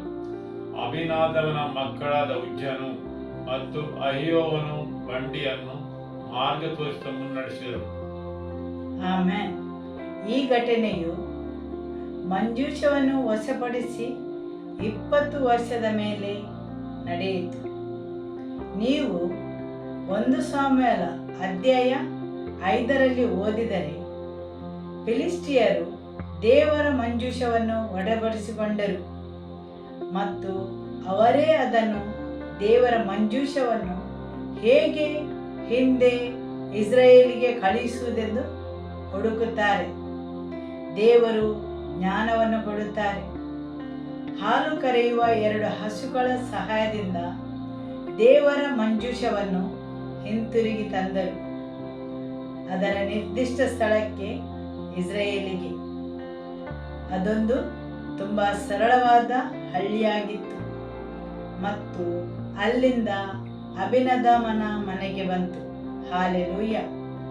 ದೇವರ ವಾಕ್ಯವು ಹೇಳುತ್ತದೆ, ಅದು ಅಭಿನದಾಮನ ಮನೆಯಲ್ಲಿ ಉಳಿಯಿತು. 1 ಸಾಮುವೇಲ ಅಧ್ಯಾಯ 7 ವಾಕ್ಯ 1. ಆಗ ಕಿರ್ಯತಾರಿಮಿನವರು ಬಂದು ಯೆಹೋವನ ಮಂಜೂಷವನ್ನು ತೆಗೆದುಕೊಂಡು ಹೋಗಿ ಗುಡ್ಡದ ಮೇಲೆ ವಾಸವಾಗಿದ್ದ ಅಭಿನಾದವನ ಮನೆಯಲ್ಲಿಟ್ಟು ಅವನ ಮಗನಾದ ಎಲ್ಲಾಜಾರನನ್ನು ಅವರ ಸೇವೆಗೋಸ್ಕರ ಪ್ರತಿಷ್ಠಿಸಿದರು. ಆಮೆನ್. ಈ ದೇವರ ಮಂಜೂಷವು ಅಭಿನಾದವನ ಮನೆಯಲ್ಲಿ 20 ವರ್ಷ ಉಳಿಯಿತು. ಈ ಎಲ್ಲ ಸಮಯದಲ್ಲಿ ಸೌಲನು ಅರಸನಾಗಿದ್ದ. ದಾವೀದನು ತನ್ನ ಆಳ್ವಿಕೆಯನ್ನು ಆರಂಭಿಸಿದ್ದ. ಹಾಲೆಲೂಯ. ಈಗ ದಾವೀದನು 2 ಸಾಮುವೇಲ ಅಧ್ಯಾಯ 6ರಲ್ಲಿ ದೇವರ ಮಂಜೂಷವನ್ನು ಯೆರೂಸಲೇಮಿಗೆ ಹಿಂತಿರುಗಿ ತರಲು ಬಯಸುತ್ತಾನೆ. ಅದಕ್ಕೋಸ್ಕರ ಎಲ್ಲಾ ಸಿದ್ಧತೆಯನ್ನು ಮಾಡುತ್ತಾನೆ. 3ನೇ ವಾಕ್ಯ ಹೇಳುತ್ತದೆ, ಅವರು ದೇವರ ಮಂಜೂಷವನ್ನು ಗುಡ್ಡದ ಮೇಲಿರುವ ಅಭಿನಾದವನ ಮನೆಯಿಂದ ಹೊರಗೆ ತಂದು ಅದನ್ನು ಒಂದು ಹೊಸ ಬಂಡಿಯ ಮೇಲೆ ಏರಿಸಿದರು. ಅಭಿನಾದವನ ಮಕ್ಕಳಾದ ಉಜ್ಜನು ಅಯ್ಯೋವನು ಬಂಡಿಯನ್ನು ಹೊಡೆದರು. ಆಮೆನ್. ಎಲಿಯಾಜರನು ಅದನ್ನು ಪ್ರತಿಷ್ಠಾಪಿಸಿದನು. ಆದರೆ ಉಜ್ಜನು ಅಯ್ಯೋವನು ಬಂಡಿಯನ್ನು ಹೊಡೆದರು. 4ನೇ ವಾಕ್ಯ ಹೇಳುತ್ತದೆ, ಗುಡ್ಡದ ಮೇಲೆ ವಾಸವಾಗಿದ್ದ ಅಭಿನಾದವನ ಮನೆಯಿಂದ ತೆಗೆಯಲ್ಪಟ್ಟ ದೇವರ ಮಂಜೂಷದ ಮುಂದೆ ಅಯ್ಯೋವನು ಹೋಗುತ್ತಿದ್ದನು. ದಾವೀದನು ಎಲ್ಲ ಇಸ್ರಾಯೇಲರು ಕಿನ್ನರಿ, ಸ್ವರಮಂಡಲ, ದಮ್ಮಡಿ, ಜಲ್ಲರಿ, ತಾಳ ಇವುಗಳನ್ನು ಬಾರಿಸಿಕೊಂಡು ಪೂರ್ಣ ಶಕ್ತಿಯಿಂದ ಗೀತೆಗಳನ್ನು ಹಾಡುತ್ತಾ ಯೆಹೋವನ ಮುಂದೆ ನರ್ತನ ಮಾಡುತ್ತಾ ಹೋದರು. ಇಲ್ಲಿ ದಾವೀದನು ಎಲ್ಲ ತರಹದ ಸಂಗೀತದ ಉಪಕರಣಗಳನ್ನು ಉಪಯೋಗಿಸಿ ದೇವರ ಗೀತೆಗಳನ್ನು ಹಾಡುತ್ತಿದ್ದರು. ಎಲ್ಲವೂ ಸರಿಯಾಗಿ ನಡೆಯುತ್ತಿತ್ತು. 6ನೇ ವಾಕ್ಯ ಹೇಳುತ್ತದೆ, ಅವನು ನಾಕೋನನ ಕಣಕ್ಕೆ ಬಂದಾಗ ಎತ್ತುಗಳು ಎಡವಿದ್ದರಿಂದ ಉಜ್ಜನು ಕೈ ಚಾಚಿ ದೇವರ ಮಂಜೂಷವನ್ನು ಹಿಡಿದನು. ಆಗ ಯೆಹೋವನು ಉಜ್ಜನ ಮೇಲೆ ಕೋಪಗೊಂಡು ಈ ತಪ್ಪಿನ ಸಲುವಾಗಿ ಅವನನ್ನು ಹತ ಮಾಡಿದನು. ಅವನು ಅಲ್ಲೇ ದೇವರ ಮಂಜೂಷದ ಬಳಿಯಲ್ಲಿ ಸತ್ತನು. ಉಜ್ಜನು ಮಾಡಿದ ದೋಷ ಯಾವುದು? ಅವನು ದೇವರಿಗೆ ಸಹಾಯ ಮಾಡಿದ, ಎಡವಿ ಬೀಳದಂತೆ. ಆಮೆನ್. ನೀವು ಇದನ್ನು ಓದುವಾಗ ಭಾವಿಸಬಹುದು, ದೇವರು ಅನೀತಿವಂತರೆಂದು. ಎತ್ತುಗಳು ಎಡವಿದಾಗ ದೇವರ ಮಂಜೂಷವು ಅಲುಗಾಡಿದ್ದರಿಂದ ಅದು ಬೀಳದಂತೆ ತನ್ನ ಕೈ ಚಾಚಿ ಹಿಡಿದನು. ಆಗ ಯೆಹೋವನು ಉಜ್ಜನ ಮೇಲೆ ಕೋಪಗೊಂಡನು, ದೇವರ ಮಂಜೂಷವನ್ನು ಮುಟ್ಟಿದ್ದಕ್ಕಾಗಿ. ಆಮೆನ್. ನಿಮ್ಮ ಬೆರಳಚ್ಚನ್ನು ದೇವರ ಹಾಜರುತನದಲ್ಲಿ ಹಾಕಬೇಡಿರಿ. ದೇವರ ಚಲನೆಯ ಒಡೆತನವನ್ನು ನೀವು ತೆಗೆದುಕೊಳ್ಳಬೇಡಿರಿ. ದೇವರ ಚಲನೆಯ ಒಡೆತನವು ದೇವರದ್ದು ಮಾತ್ರ ಆಗಿದೆ. ದೇವರ ಪ್ರಸನ್ನತೆಯ ಸಂಪೂರ್ಣ ಗೌರವವು ದೇವರದ್ದೇ ಆಗಿದೆ. ಹಾಲೆಲೂಯ. ಅರಣ್ಯಕಾಂಡ ಅಧ್ಯಾಯ 4 ವಾಕ್ಯ 15. ಆದುದರಿಂದ ದೇವರ ವಾಕ್ಯ ಹೇಳುತ್ತದೆ, ಅಂತರವನ್ನು ಕಾಪಾಡಬೇಕು. ಯಾಕೆಂದರೆ ನೀವು ದೇವರ ಮಾರ್ಗವನ್ನು ತಿಳಿಯಲು. ಯಾರೆಲ್ಲ ಕಾರನ್ನು ಓಡಿಸುವಾಗ ದೊಡ್ಡ ವಾಹನದ ಹಿಂದುಗಡೆ ಬರೆದದನ್ನು ಓದಿದ್ದೀರಿ? ಅಂತರವನ್ನು ಕಾಪಾಡಿ. ಯಾಕೆಂದರೆ ನೀವು ಎದುರು ಬರುವುದನ್ನು ನೋಡದೆ ಆ ದೊಡ್ಡ ವಾಹನವು ನಿಲ್ಲಿಸುವಾಗ ನೀವು ಡಿಕ್ಕಿ ಹೊಡೆಯಬಾರದೆಂದು. ಆದುದರಿಂದ ನಿಮ್ಮ ಸುರಕ್ಷತೆಗೋಸ್ಕರ ಅಂತರವನ್ನು ಕಾಪಾಡಿ ಎಂದು ಹೇಳಿರುವುದು. ಅಂತರವನ್ನು ಇಟ್ಟುಕೊಳ್ಳಿ ಎಂಬುದನ್ನು ನೀವು ನೋಡುವುದು ಅದರ ಹತ್ತಿರ ಬಂದಾಗ ಮಾತ್ರ. ಆದುದರಿಂದ ದೇವರ ವಾಕ್ಯವು ಈ ರೀತಿ ನಿಮಗೆ ಪ್ರಚಾರ ಮಾಡುವಾಗ ನೀವು ತಯಾರಾಗಿರಿ, ದೇವರ ಪ್ರಬಲ ಚಲನೆಗೋಸ್ಕರ. ಆಮೆನ್. ಮತ್ತು ನೀವು ಅದರ ತುಂಬಾ ಸಮೀಪದಲ್ಲಿದ್ದೀರಿ. ಹಾಲೆಲೂಯ. ಆಮೆನ್. ದೇವರ ಮಾರ್ಗವನ್ನು ನೀವು ತಿಳಿದುಕೊಳ್ಳಲು ನಾವು ನಮ್ಮ ಬೆರಳಚ್ಚನ್ನು ಅದರಲ್ಲಿ ಹಾಕದಂತೆ, ನಮ್ಮದೆಂದು ಸಾಧಿಸದಂತೆ. ಹಾಲೆಲೂಯ. ಆದರೆ ಆತನೇ ಅದರ ಉಸ್ತುವಾರಿಯನ್ನು ವಹಿಸಿಕೊಳ್ಳಲಿ. ಆಮೆನ್. ದಂಡು ಹೊರಡುವಾಗ ಆರೋನನು ಮತ್ತು ಅವನ ಮಕ್ಕಳು ದೇವಸ್ಥಾನದ ಎಲ್ಲಾ ಸಾಮಾನುಗಳನ್ನು ಮುಚ್ಚಿ ಸಿದ್ಧ ಮಾಡಿದ ನಂತರ ಕೆಹಾತ್ಯರು ಅವುಗಳನ್ನು ಹೊರುವುದಕ್ಕೆ ಬರಬೇಕು. ಇವರು ದೇವಸ್ಥಾನದ ಸಾಮಾನುಗಳನ್ನು ಮುಟ್ಟಬಾರದು, ಮುಟ್ಟಿದರೆ ಸತ್ತು ಹೋಗುವರು. ದೇವದರ್ಶನದ ಗುಡಾರದ ಸಾಮಾನುಗಳಲ್ಲಿ ಕೆಹಾತ್ಯರು ಹೊರಬೇಕಾದವುಗಳು ಇವೆ. ಆಮೆನ್. ಹೌದು, ಇದೆಲ್ಲವನ್ನು ಮೊದಲೇ ಹೇಳಿದ್ದಾರೆ, ಮೊದಲೇ ಸೂಚನೆಯನ್ನು ನೀಡಿದ್ದಾರೆ. ಹಾಲೆಲೂಯ. ವಿಮೋಚನ ಕಾಂಡ ಅಧ್ಯಾಯ 20 ವಾಕ್ಯ 12-15 ಓದಿದರೆ ಅಲ್ಲಿ ಸ್ಪಷ್ಟವಾಗಿ ಸೂಚಿಸಿದ್ದಾರೆ ಅದನ್ನು ಹೇಗೆ ಹೊತ್ತುಕೊಂಡು ಹೋಗಬೇಕೆಂದು. ದೇವರ ಮಂಜೂಷವನ್ನು ಹೇಗೆ ಹೊತ್ತುಕೊಂಡು ಹೋಗಬೇಕೆಂದು ಮೊದಲೇ ಸೂಚಿಸಿದ್ದಾರೆ. ಮಾತ್ರವಲ್ಲ, ಆತನ ಸೂಚನೆಗಳು ಮತ್ತು ಮಾರ್ಗಗಳು ಎಂದೆಂದಿಗೂ ಬದಲಾಗುವುದಿಲ್ಲ. ಆಮೆನ್. ಆದರೆ ದೇವರು ಎಂದಿಗೂ ಬದಲಾಗುವುದಿಲ್ಲ. ಅದೇ ದೇವರು ಎಂದಿಗೂ ಬದಲಾಗುವುದಿಲ್ಲ. ಬದಲಾವಣೆ ನಮ್ಮಲ್ಲಿ ಬರಬೇಕು. ನಾವು ಅವರ ಮಾರ್ಗವನ್ನು ಕಲಿಯಬೇಕು, ದೇವರ ಮಾರ್ಗವನ್ನು. ಅದನ್ನು ನಾವು ಅವರ ವಾಕ್ಯದ ಮುಖಾಂತರ ಕಲಿಯಬೇಕು ಮತ್ತು ಅದು ಮಾತ್ರ ನಮ್ಮನ್ನು ಶುದ್ಧೀಕರಿಸುತ್ತದೆ. ಹಾಲೆಲೂಯ. ದೇವರ ವಾಕ್ಯ ಮೊದಲೇ ಹೇಳುತ್ತದೆ ಅದನ್ನು ಯಾರು ಹೊತ್ತುಕೊಂಡು ಹೋಗಬೇಕೆಂದು. ಅದು ಲೇವಿಯ ಕುಲದವರು ಮಾತ್ರ. ಅದನ್ನು ಹೇಗೆ ಹೊತ್ತುಕೊಂಡು ಹೋಗಬೇಕೆಂದು ಮೊದಲೇ ತಿಳಿಸಿದೆ.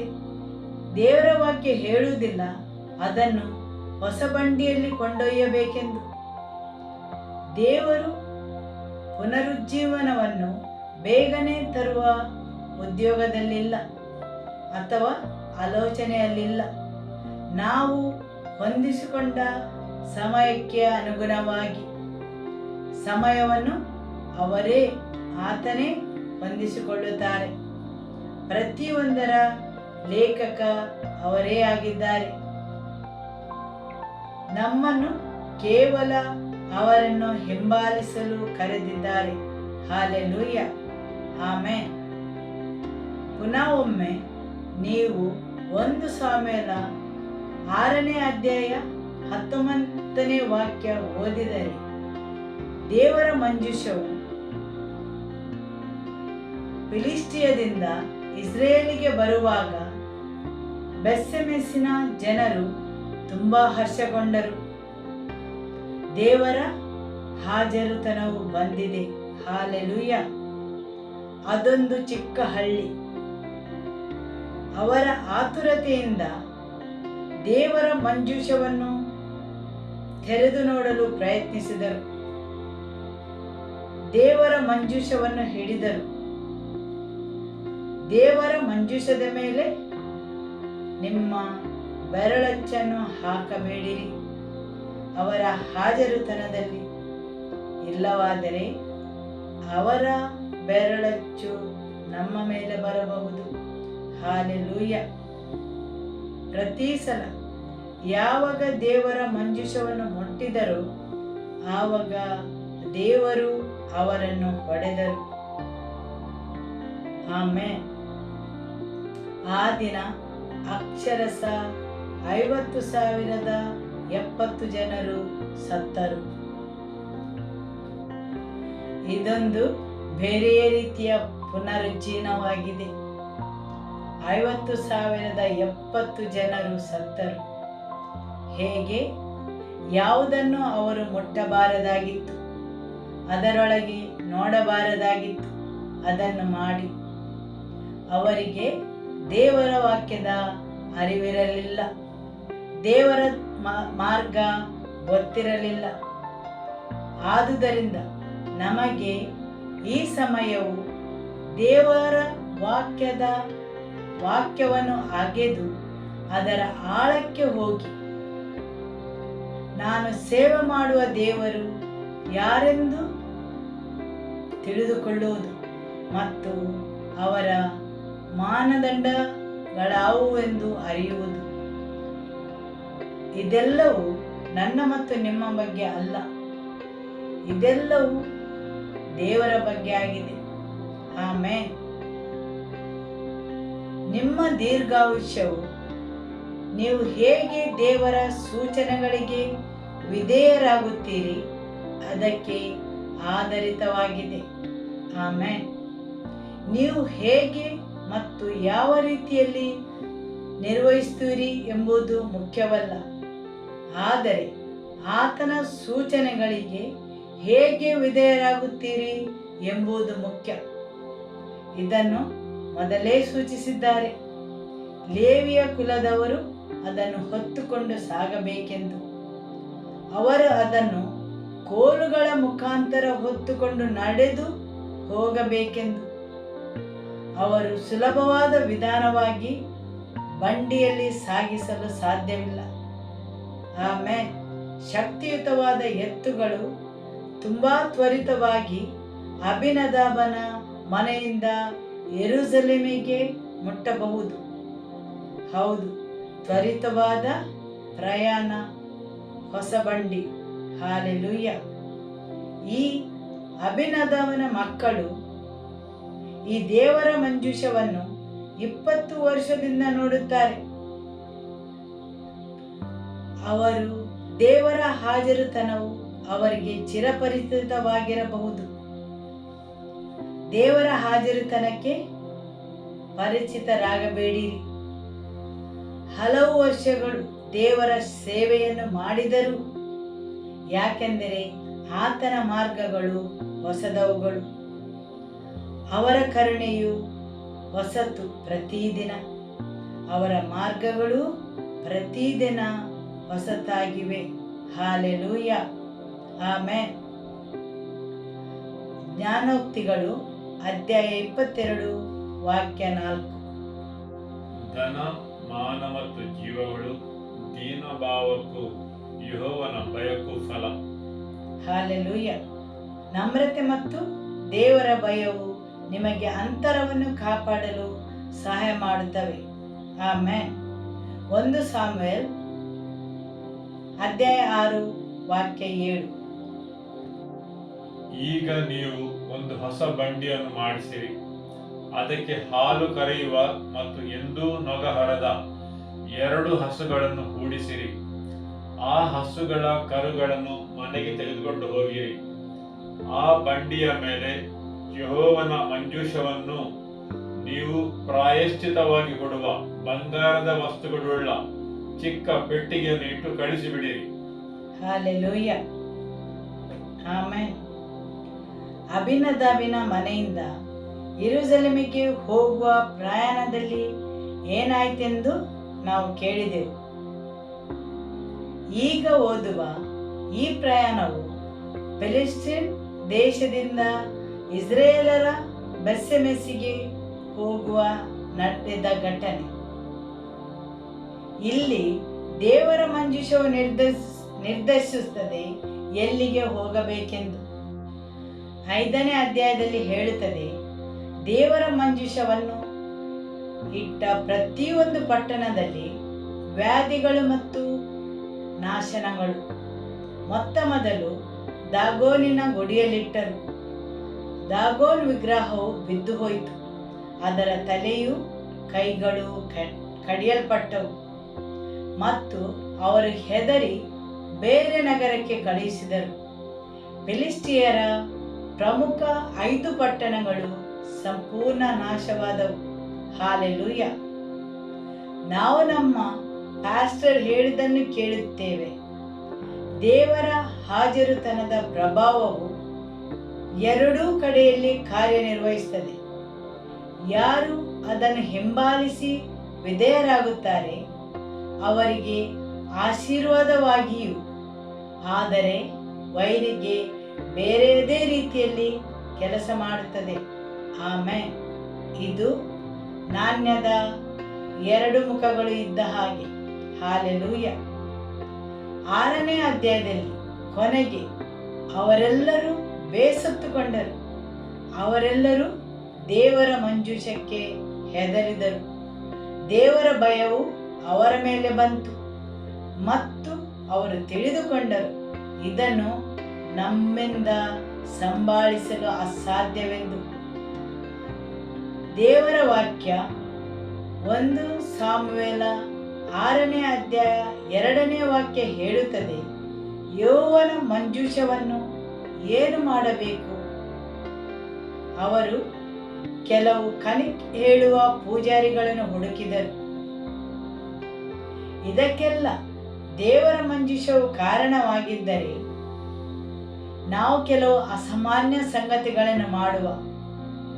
ಹೊಸ ಬಂಡಿಯನ್ನು ತೆಗೆದುಕೊಂಡು ಹಾಲು ಕರೆಯುವ 2 ಹಸುಗಳನ್ನು, ಎತ್ತುಗಳನ್ನಲ್ಲ, ಬಲಯುತವಾಗಿ ತನ್ನ ದಾರಿಯಲ್ಲಿ ಕೊಂಡು ಹೋಗುವುದನ್ನು, ಎಂದೂ ನೊಗ ಹೊರದ ಯಾವುದೇ ಅನುಭವ ಅಥವಾ ಕುಶಲತೆ ಇಲ್ಲದವುಗಳನ್ನು, ಹಾಲು ಕರೆಯುವ 2 ಹಸುಗಳನ್ನು, ಇತ್ತೀಚೆಗೆ ಕರುಗಳು ಹಾಕಿದವುಗಳು, ಬಲವಾಗಿ ಇಲ್ಲದವುಗಳು.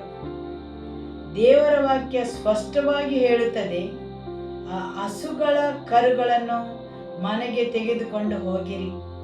ಹಾಲೆಲೂಯ. ಹಸುಗಳ ಸ್ವಭಾವವು ಕರುಗಳು ಇದ್ದಲ್ಲಿ ಹೋಗಿ ಅವುಗಳಿಗೆ ಮೊಲೆ ಹಾಲನ್ನು ಒನಿಸುವುದು, ಇಲ್ಲವಾದರೆ ಅವುಗಳ ಕೆಚ್ಚಲು ನೋವುತ್ತದೆ, ಯಾಕೆಂದರೆ ಅದು ತುಂಬಿರುತ್ತದೆ.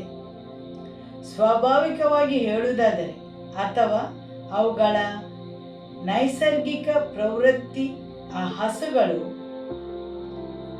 ಯೆರೂಸಲೇಮನ್ನು ಸೇರುವುದಿಲ್ಲ, ಅವುಗಳು ತಮ್ಮ ಗುರಿಯನ್ನು ತಲುಪುವುದಿಲ್ಲ. ಆಮೆನ್. ಆದುದರಿಂದ ಫಿಲಿಷ್ಟಿಯರು ಅಂತಹ ಅಸಾಧ್ಯವಾದ ಪಾತ್ರೆಗಳನ್ನು ಆರಿಸಿದರು, ದೇವರ ಮಂಜೂಷವನ್ನು ಹೊತ್ತೊಯ್ಯಲು. ಆಮೆನ್. ಬಲಹೀನವಾದ ಪಾತ್ರೆಗಳು, ಯಾವುದೇ ಅನುಭವವಾಗಲಿ ಕುಶಲತೆಯಾಗಲಿ ಇಲ್ಲ. ದೇವರ ವಾಕ್ಯ ಸ್ಪಷ್ಟವಾಗಿ ಹೇಳುತ್ತದೆ. 1 ಸಾಮುವೇಲ 6ನೇ ಅಧ್ಯಾಯ ವಾಕ್ಯ 7. ಈಗ ನೀವು ಒಂದು ಹೊಸ ಬಂಡಿಯನ್ನು ಮಾಡಿಸಿರಿ, ಅದಕ್ಕೆ ಹಾಲು ಕರೆಯುವ ಮತ್ತು ಎಂದೂ ನೊಗ ಹೊರದ 2 ಹಸುಗಳನ್ನು ಕೂಡಿಸಿರಿ. ಆ ಹಸುಗಳ ಕರುಗಳನ್ನು ಮನೆ ತೆಗೆದುಕೊಂಡು ಹೋಗಿ. ಎಂದೂ ನೊಗ ಹೊರದ, ನೊಗ ಹೊತ್ತು ಗೊತ್ತಿಲ್ಲದ, ಹಾಲು ಕರೆಯುವ ಹಸುಗಳು ಸ್ವಾಭಾವಿಕವಾಗಿ ತಮ್ಮದೇ ದಾರಿಯಲ್ಲಿ ಹೋಗುವವುಗಳು. ಆದರೆ ಅವುಗಳಿಗೆ ನೊಗವನ್ನು ಕಟ್ಟಿದರು. ಅವುಗಳಿಗೆ ಯಾವುದೇ ಅನುಭವವಿಲ್ಲ. ಅವರ ಬಲಯುತವಾದ ಸ್ವಭಾವವು ದೇವರ ಮಂಜೂಷವನ್ನು ಹೊರದೇ ಇರುವುದು. ಆದರೆ ಫಿಲಿಷ್ಟಿಯರು ಅವುಗಳನ್ನು ಆರಿಸಿದರು, ಯಾಕೆಂದರೆ ಇದು ದೇವರ ಹಾಜರುತನವೇ ಎಂದು ಪರೀಕ್ಷಿಸಲು ಈ ಹಸುಗಳನ್ನು ಆರಿಸಿದರು. 2 ಹಾಲು ಕರೆಯುವ ಹಸುಗಳು. ಹಾಲೆಲೂಯ. 8ನೇ ವಾಕ್ಯ ಓದುವ. ಆ ಬಂಡಿಯ ಮೇಲೆ ಯೆಹೋವನ ಮಂಜೂಷವನ್ನು ನೀವು ಪ್ರಾಯಶ್ಚಿತವಾಗಿ ಕೊಡುವ ಬಂಗಾರದ ವಸ್ತುಗಳುಳ್ಳ ಚಿಕ್ಕ ಪೆಟ್ಟಿಗೆಯನ್ನು ಇಟ್ಟು ಕಳುಹಿಸಿಬಿಡಿರಿ. ಆಮೆನ್. ಹೌದು, ಅವರಿಗೆ ಗೊತ್ತುಂಟು ಪ್ರಾಯಶ್ಚಿತ್ತವೆಂದರೆ ಏನೆಂದು, ಯಾಕೆಂದರೆ ಅವರು ತಪ್ಪು ಮಾಡಿದ್ದಾರೆ. ಏನು ಮಾಡಬಾರದು ಆ ತಪ್ಪನ್ನು ಅವರು ಎಸಗಿದ್ದಾರೆ. ಆದುದರಿಂದ ಅಕ್ಷರಶಃ ಕ್ಷಮೆಯನ್ನು ಕೇಳಿ ಪ್ರಾಯಶ್ಚಿತ್ತಾರ್ಥವಾಗಿ ವಸ್ತುಗಳನ್ನು ಕಳುಹಿಸುತ್ತಾರೆ. ಹಾಲೆಲೂಯ. ಅದು ತಾನಾಗಿ ಸ್ವದೇಶದ ದಾರಿ ಹಿಡಿದು ಬೆಸ್ಸೆಮೆಸಿನ ಕಡೆಗೆ ಹೋದರೆ ಈ ದೊಡ್ಡ ಕೇಡನ್ನು ಬರಮಾಡಿದವನು ಯೆಹೋವನೇ ಎಂದು ಆ ಮಾರ್ಗ ಹಿಡಿಯದಿದ್ದರೆ ಆತನ ಹಸ್ತವು ನಮ್ಮನ್ನು ಮುಟ್ಟಲಿಲ್ಲ, ಅದು ನಮ್ಮ ಅದೃಷ್ಟವೇ ಎಂದು ತಿಳಿದುಕೊಳ್ಳಿರಿ ಅಂದರು. ಫಿಲಿಷ್ಟಿಯರು ಅದನ್ನು ಕಂಡುಹಿಡಿಯಲು ಈ ರೀತಿ ಮಾಡಿದರು. ನಿಜವಾಗಿಯೂ ದೇವರ ಪ್ರಸನ್ನತೆ ಆ ಯೆಹೋವನ ಮಂಜೂಷದಲ್ಲಿ ಇದೆಯೋ ಎಂದು ಸಾಬೀತುಪಡಿಸಲು. 10ನೇ ವಾಕ್ಯ. ಅದೇ ಪ್ರಕಾರ ಫಿಲಿಷ್ಟಿಯರು ಹಾಲು ಕರೆಯುವ 2 ಹಸುಗಳನ್ನು ತೆಗೆದುಕೊಂಡು ಬಂಡಿಗೆ ಹೂಡಿ ಅವುಗಳ ಕರುಗಳನ್ನು ಮನೆಯಲ್ಲಿ ಕಟ್ಟಿ ಹಾಕಿ ಯೆಹೋವನ ಮಂಜೂಷವನ್ನು, ಚಿನ್ನದ ಇಲಿಗಳು, ಗಡ್ಡೆಗಳು ಉಳ್ಳ ಚಿಕ್ಕ ಪೆಟ್ಟಿಗೆಯನ್ನು ಬಂಡಿಯ ಮೇಲಿಟ್ಟರು. ವಾಕ್ಯ: ಕೂಡಲೇ ಆ ಹಸುಗಳು ಬೆತ್ಷೆಮೆಷಿನ ರಾಜಮಾರ್ಗವನ್ನು ಹಿಡಿದು ಕೂಗುತ್ತಾ ನೆಟ್ಟಗೆ ಮುಂದೆ ನಡೆದವು. ಎಡಬಲಕ್ಕೆ ತಿರುಗಲಿಲ್ಲ. ಫಿಲಿಷ್ಟಿಯ ಪ್ರಭುಗಳು ಬೆತ್ಷೆಮೆಷಿನ ಎಲ್ಲೆಯವರೆಗೂ ಅವುಗಳ ಹಿಂದೆ ಹೋದರು. ಆಮೆನ್. ಈ ಒಂದು ವಾಕ್ಯದಲ್ಲಿ ಹಾಲು ಕರೆಯುವ ಹಸುಗಳಿಂದ 3 ವಿಷಯಗಳನ್ನು ಕಲಿಯಬಹುದು. ಕೂಡಲೇ ಆ ಹಸುಗಳು ಬೆತ್ಷೆಮೆಷಿನ ರಾಜಮಾರ್ಗವನ್ನು ಹಿಡಿದು ಕೂಗುತ್ತಾ ನೆಟ್ಟಗೆ ಮುಂದೆ ನಡೆದವು.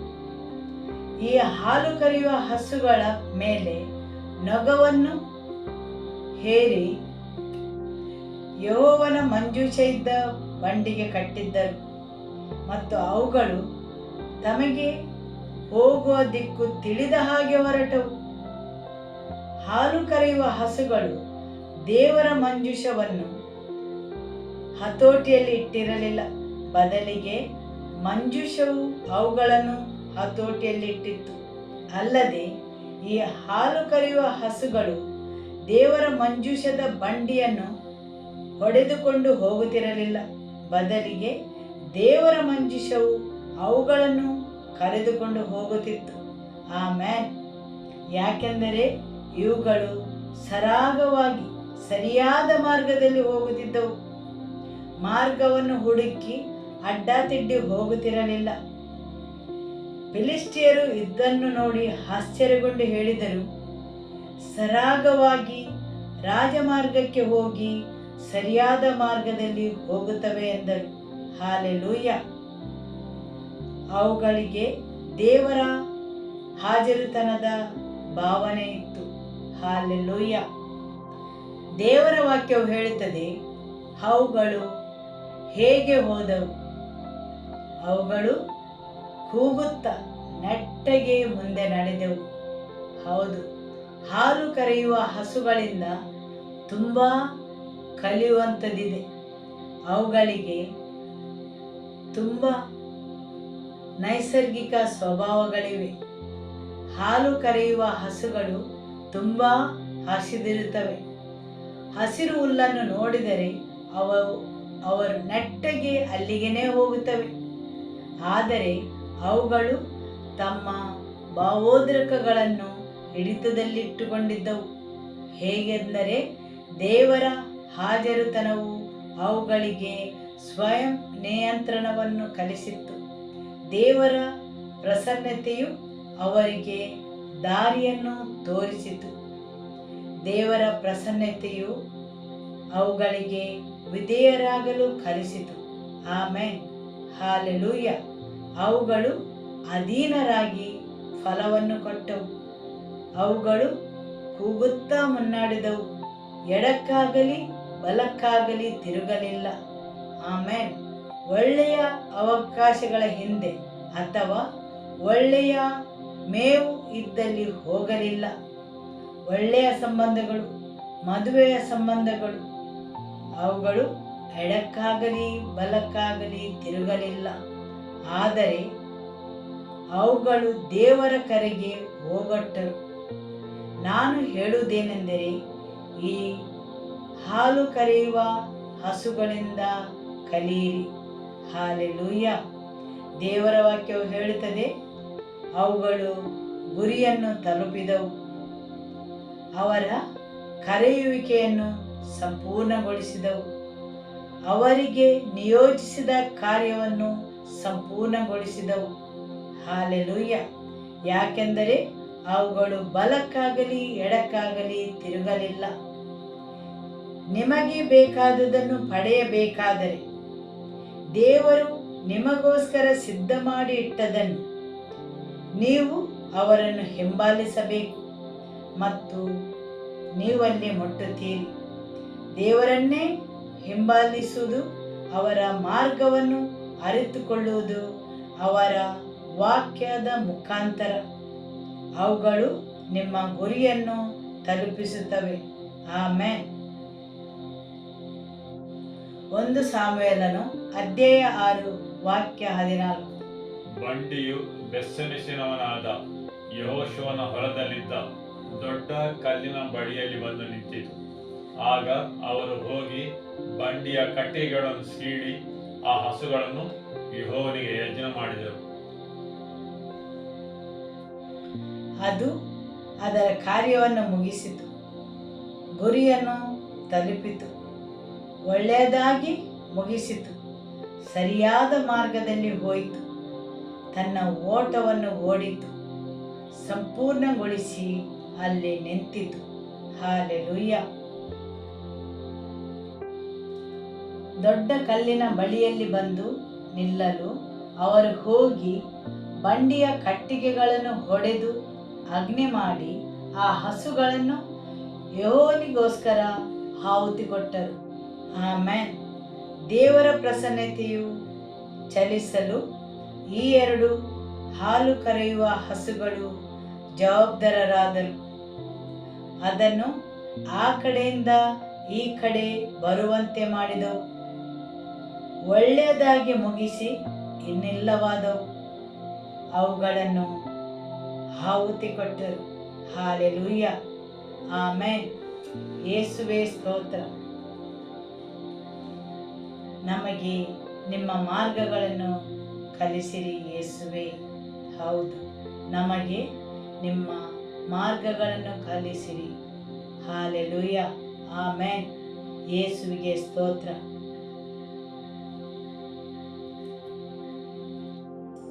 Every life in this place, we bring them under your blood and lordship, Lord. Continue to speak to their hearts, Lord. We thank you for every word that you spoke forth, Lord. Let it bear rich fruit in the lives of your people. Touch and transform every life, Lord. Transform every wilderness in the lives of your people, Lord. Everything that is empty and that is in ruin, Lord. Let your hand come upon those areas of the lives of your people, Lord. Transforming it, Lord, for your glory. In Jesus' name. Amen. May the love of God the Father, may the peace of our Lord Jesus Christ, and the fellowship of the Holy Spirit be with you all. Go in the peace of the Lord be with you. Amen. Hallelujah.